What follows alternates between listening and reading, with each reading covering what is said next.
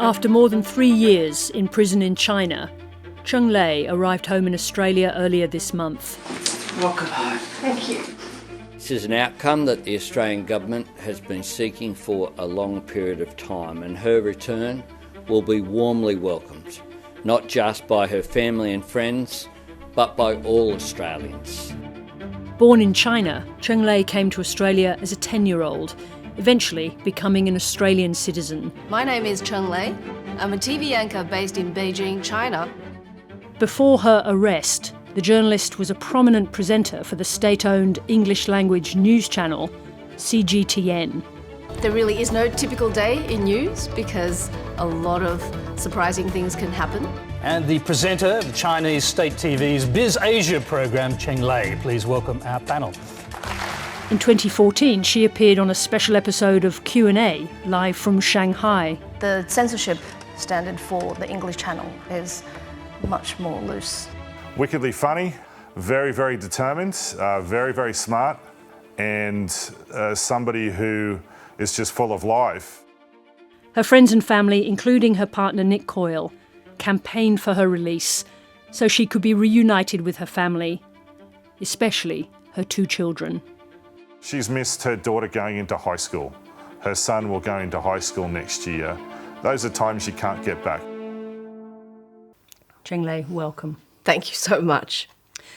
You've come to Sydney today for the first time. What was that like? Well, flying into Melbourne the day I was released, I didn't actually get to see the view because I was sitting in the middle. But today, taking off from Melbourne, it was the first time I'd seen the horizon from the air, and you try so hard and for so long to imagine what the horizon looks like. And, you know, when as far as the eye could see is not really that far, is not even as far as your legs could run. And then to see this huge endlessness of ground below me, I was just visually and emotionally pummeled.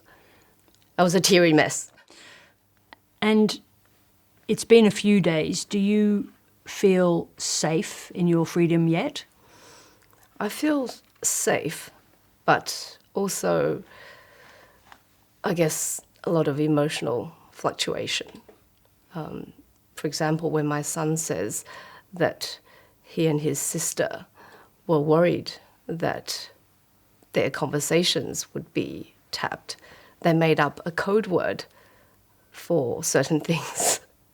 And I just found that at the same time cute, but incredibly sad that this sort of thinking has permeated even my children. So I will try to be as positive and as strong as I can for them. Do you think you can begin to understand yet the impact of what happened to you on them? It was a subject that was very painful for me while in incarceration. I worried that they would be scarred for life. But I'm seeing a lot of good things as well because of the support and such warmth from the schools and their friends and teachers. And you said you feel safe, but you said your son, your children invented code words. Do you still find those reflexes in yourself? It's only been a very short time. A little. I think the reflex was always someone was going to tell me that I'm doing something wrong and that there would be consequences. So even enjoying things, I feel a little bit fearful that I might be taken away and bad things might happen again. Just go back to that period before your arrest. As an Australian citizen, did you feel that you were safe from the reach of the state security apparatus? I always thought, by being a business reporter I was quite safe. And I was very blasé and even boasted to other people that because I was bilingual and I knew the culture, that I knew where the red lines were. Turns out I don't at all. And Is that because the red lines had moved? I'm sure they have. Not that I would have known what they were before, but many things tell me that they have the red lines have moved a lot closer to us. I just want to go to the moment where it became clear to you that there was something wrong, which is you're summoned to the office. A member of the state security apparatus, I think you say, shows you his badge. Yes. Did you understand then exactly who you were dealing with and the risk, or not yet? Not at all. I thought I could explain it. I thought I had done nothing wrong. You were still confident that you would come out the other side? That's right. I thought I'd be back in maximum a few weeks. So, I never saw my apartment again. and I think at some point after that, Nick and your friend Hayes Fan came to your apartment. They obviously knew you weren't there, but your computer was gone, your passport was gone. Where had you been taken? I was blindfolded and taken to a location which, when they had me sign documents, showed to be a certain address in Beijing, which was where they do this RSDL. And let's explain what that is. Yes, it's a residence under surveillance at a designated location, and it is a very sophisticated and subtle form of torture.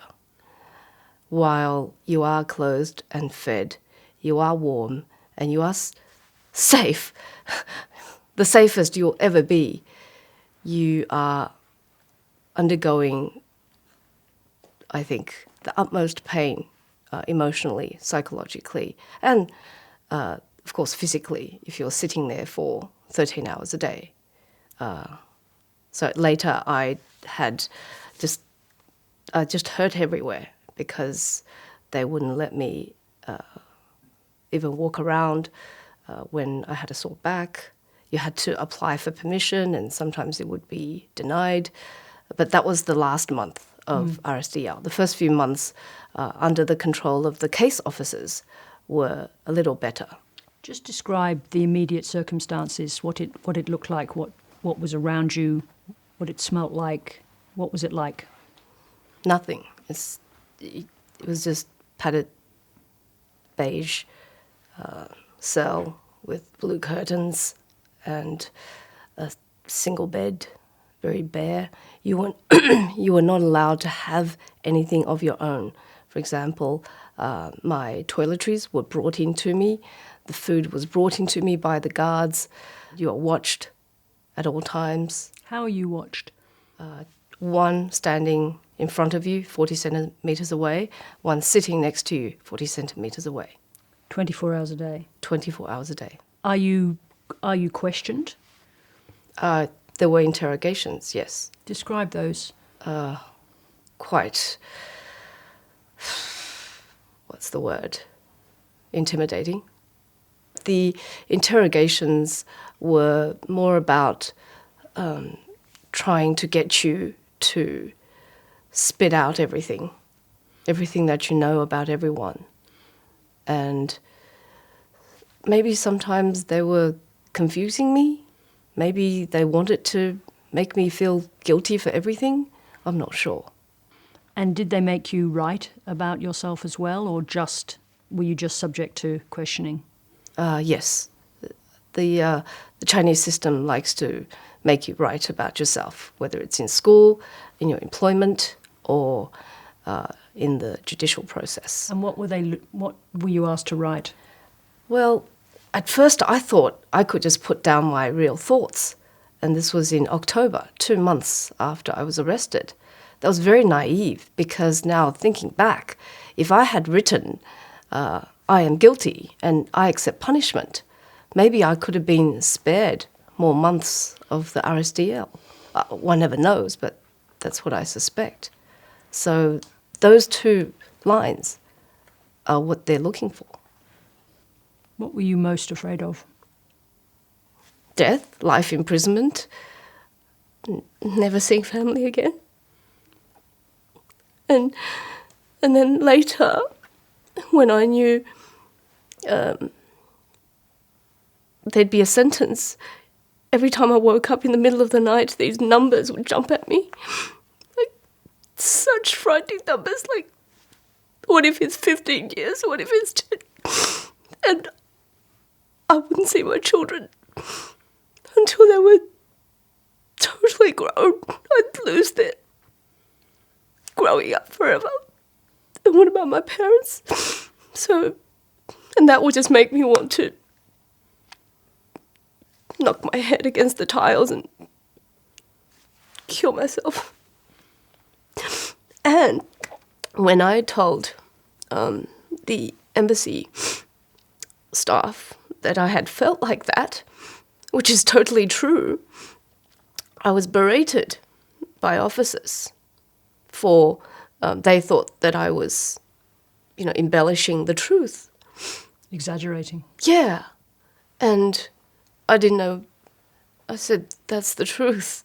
Very, very lame answer, but what can I say? And did you think about your children or try not to think about them too much? Both. I would dream about them. And the moment when you wake up, 1 minute, they're almost next to you. And you wake up and you see the guard's face. Yeah.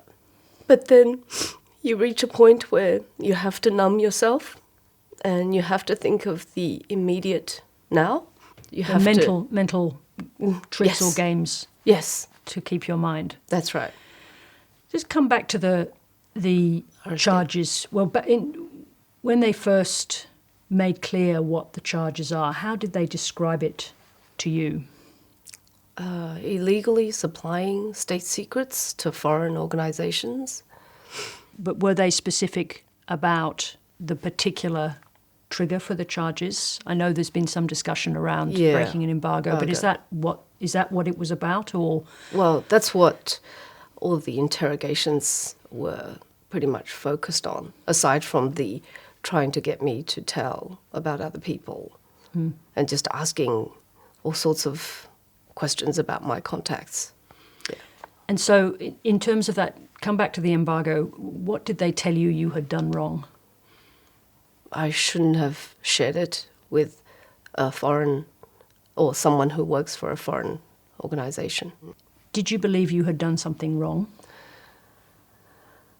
Well, if somebody keeps bashing you over the head that you have, you will feel you have. And did you come to believe that about yourself, that it was wrong? Yes. Can I ask you a strange question? Not at all. Are you ashamed of what happened to you? Do you feel shame about it at all? I did, but and I was afraid that my children would feel ashamed. But I think Australia has so showered me with kindness and faith in me that the shame is falling away. And my cellmates were constantly afraid that when they got out, because they're Chinese citizens, their children would suffer. They would be ostracized in school and they wouldn't even be able to apply for certain jobs because of the state security taint. So I'm so lucky in that my children are actually proud that, oh, Mummy was in the Australian newspaper. And you survived? Yes. And I'm moving forward towards the period of time where things are shifting. How was the decision to release you given to you? I was given a heads up by the judge while waiting for the sentencing. He was smiling, and I still thought, what if it's not what I had hoped for? Can you remember the words? 被判有期徒刑2年11个月，刑期执行到10月7日止，成蕾将被驱逐出境。And that's it. And which is the key part of that tells you it's over? 驱逐出境 deported. Australia. Yes. Would you ever go back to China?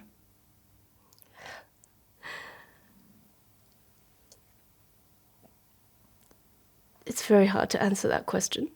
As I said, what is a country?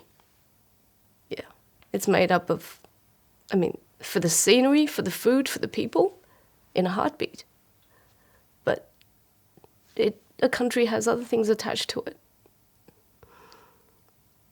And Australia has just been so kind to me that living here is the best part. Cheng Lei, thank you very, very much indeed for Thank you for having talking me. to me. Thank you.